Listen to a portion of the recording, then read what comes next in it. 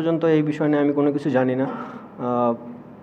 তারা যদি মনে করে যোগ্য, অবশ্যই তারা আমার সাথে কনভারসেশন করবে, দেখা যাক তারপরে ডিসিশনটা কী হয়। আর অবশ্যই অ্যাজ এ প্লেয়ার হিসাবে যখন আপনি খেলবেন টেস্ট ক্রিকেটে ক্যাপ্টেনশিপ, এটা অনেক বড় একটা পাওয়া। আমার মনে হয় না কেউ না করবে না, বাট তাদের পক্ষ থেকে এখনও কোনো কিছু আসেনি। দেখেন, কোনো সিরিজে দেখবেন টপ অর্ডাররা ভালো করবে না, তখন মনে হবে যে টপ অর্ডারদের গ্যাপ, ওই জায়গাটা গ্যাপ হচ্ছে কিনা। আবার কোনো সিরিজে দেখবেন মিডল অর্ডার খারাপ করতেছে, মনে হবে যে মিডল অর্ডারের গ্যাপ হচ্ছে কিনা। আবার একটা সিরিজে দেখবেন যে লোয়ার অর্ডারটা ভালো খেলতেছে না, মনে হবে যে জিনিসটা এমন না। যারা এই মিডল অর্ডারে খেলতেছে অনেক দিন ধরেই প্রুভেন, বাংলাদেশের হয়ে তারা অনেক ভালো কিছু করেছে। দু একটা সিরিজ এটা হবেই, এটাই ক্রিকেট। বড় বড় প্লেয়াররাও ফেল হয়, আমরাও হব, বাট ওখান থেকে ওভারকাম কীভাবে করা যায় এটা নিয়ে আমরা কাজ করতেছি, এবং আমার মনে হয় শীঘ্রই আমরা এটা নিয়ে ওভারকাম করতে পারবো। বদলানোর তো আমরা অ্যাজ এ প্লেয়ার আপনাকে যে কোনো ফর্মেটেই অ্যাডাপ্ট করে নিতে হবে এবং ভালো ক্রিকেট খেলতে হবে। একটা জিনিস যেটা বললেন যে বিশেষ করে ওডিআই ক্রিকেটে যারা খেলতেছিল, অনেকদিন পর ম্যাচ খেলার সুযোগ হয়েছে তাদের। টি-20 ফর্মেটে আমরা দেখবেন যে কন্টিনিউ বেসিসে 5-6টা সিরিজ একসাথে খেলেছি, যেটাতে হয় কি আপনি 2টা সিরিজ খারাপ খেললেও আপনি জানেন যে প্যাটার্নের ক্রিকেটটা, সো ওখান থেকে ওভারকাম করাটা খুবই ইজি। আমার মনে আই হোপ যে বাংলাদেশ টিমও, ওয়ানডে টিমও এটা দিয়ে ওভারকাম করে আসবে, এবং এখন যেহেতু ফর্ম্যাট ডিফারেন্ট হয়ে গেছে, আমাদের টার্গেট থাকবে এই সিরিজটা, এবং সম্পূর্ণ এই সিরিজ নিয়ে আমরা ফোকাস করতেছি।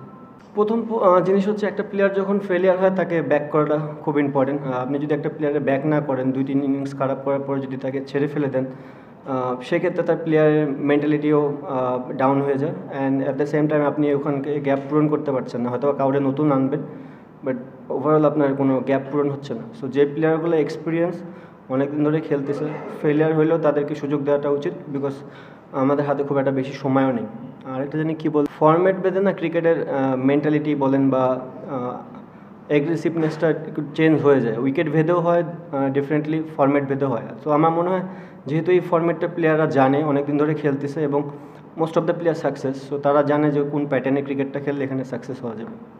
প্রথমত অ্যাজ এ প্লেয়ার যখন আপনি ম্যাচ খেলবেন, এটা কষ্টদায়ক। নট অনলি যে এশিয়া কাপ, আমি যখন বাসা থেকে আফগানিস্তান সিরিজও দেখেছি, এটাও আমার জন্য কষ্টদায়ক যে যেহেতু একটা প্লেয়ার ভালো ফর্মে ছিলাম, টুকটাক ভালো পারফর্ম করতেছিলাম এবং টিমকে লিড করতেছিলাম, সো ওখান থেকে বাসায় বসে ক্রিকেট দেখাটাও এটা কষ্টদায়ক। আর but at the same time এটাকে আপনি মাইনা নিতে হবে যে কিছু ক্ষেত্রে আপনার হাতে কখনো কন্ট্রোল থাকবে না, স্পেশালি ইনজুরি, যে কারণে যে কোনো সময় ইনজুরি হতে পারে। আর টিম হিসাবে আমি যেটা বলবো, স্টিল আমি মনে করি যদি ওয়ার্ল্ড ক্রিকেট ডমিনেট করতে চাই, আমাদের অনেক জায়গা পূরণ করতে হবে। আমরা সেগুলো নিয়ে কাজ করছি, এবং যেহেতু ভালো ক্রিকেট খেলতে সেটা ভালো দিক, বাট আপনি যদি টপ টিমগুলোর সাথে কন্টিনিউ বেসিসে ভালো রেজাল্ট করতে চান, তাহলে আমাদের যে জিনিসগুলো ল্যাকিংস আছে অ্যাজ এ ক্যাপ্টেন আমি জানি, সো আমরা ওই জিনিসগুলো নিয়ে আমরা কাজ করতেছি, এবং হোপফুলি যে বিফোর ওয়ার্ল্ড কাপ এই জিনিসগুলো নিয়ে কন্টিনিউ কাজ করার চেষ্টা করবো যতক্ষণই সময় পাবো। মিরপুরের বিষয়টা আমি বলতে পারবো না, বাট চিটাগাংয়ে আমরা আশা করতে পারি যে ভালো উইকেটে এবারও হবে। বাট বাকিটা তো সম্পূর্ণ ক্রিয়েটার এবং সারফেস কী বিহেভ করবে, সারফেসের উপর তো আমরা কোনো কন্ট্রোল নেই। ভালো উইকেট হলে আমরা চেষ্টা করবো রান করার, আর যদি উইকেট টাফ হয় তাহলে আমরা ওইভাবেই খেলার চেষ্টা করবো। ডিফারেন্ট সো বলতে পারবো না, বিকজ টি-20 ফর্মেটটাই এমন, আপনি 2 দিন খারাপ খেলবেন, একদিন ঘুরে দাঁড়াবেন। সেই দিক দিয়ে ওয়েস্ট ইন্ডিজ এগিয়ে থাকবে, কারণ তারা পূর্বেও এই ধরনের ক্রিকেট খেলেছে এবং তারা মোটামুটি সাকসেসফুল। আর 6টার সময় খেলা 2 টিমের জন্যই সেম, ওয়েদার কন্ডিশন, উইকেট সবই সেম হবে। যারা বেটার ক্রিকেট খেলবে তারাই জিতবে।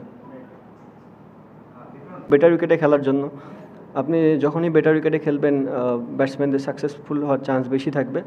অ্যান্ড যতগুলো প্লেয়ারই আছে আমার মনে হয়, ইনফ্যাক্ট 6 থেকে 7 পর্যন্ত যতগুলো বাংলাদেশ টিমের প্লেয়ার আছে, এর ভিতরে মানে 6-এর সংখ্যা আমারই কম। যদি আমি ওভারঅল আমার ক্রিকেট ক্যারিয়ার দেখি, ম্যাক্সিমাম প্লেয়ারই অনেক বড় 6 মারতে পারে, তো এটা একটা বাংলাদেশ টিমের জন্য পজিটিভ সাইন।